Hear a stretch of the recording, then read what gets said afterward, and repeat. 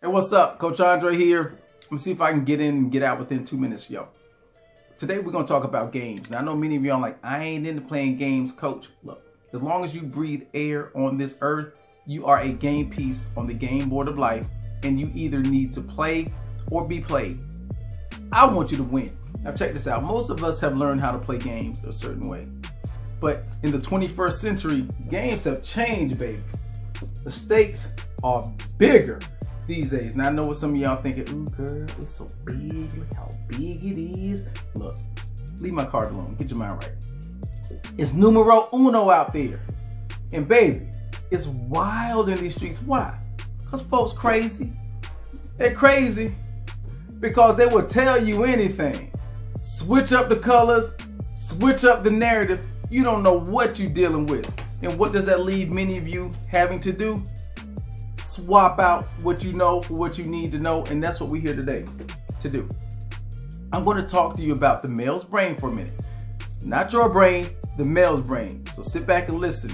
Men are wired a certain way. Number one, we're wired or taught at a young age that we're supposed to man up. We're supposed to know how to do it. We're supposed to figure it out. We're supposed to be a man about it. All this stuff really creates pressure on men to perform at a level that they may have not graduated to. So that means they're faking the funk, and we are afraid to be found out. Now, I don't care how successful a man is in business, he might not know how to do relationships. And every man, I don't care how successful he is, grapples with insecurity on some level. We might not tell you that, but we do. So on one hand, we have this pressure to perform, but we don't know what we're doing. But even though we don't know what we're doing, we have this desire for something new.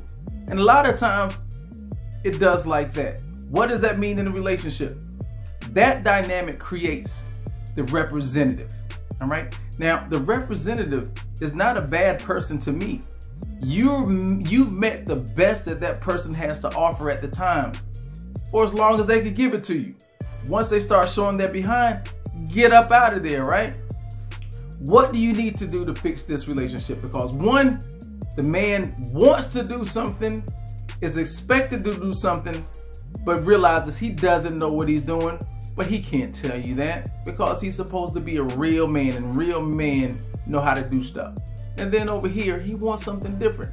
That's why it's easier for most men to leave a relationship once it starts to go to hell and get into a new one, because we don't have to fix anything, right? We can still fake it with the next woman because you've exposed our true self with you.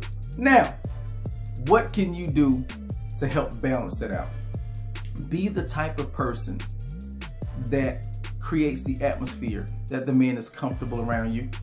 A lot of women create hell for men and you don't know it. You're being assertive, but you're asserting yourself and pushing that man right out the door. Be a soft place to lay.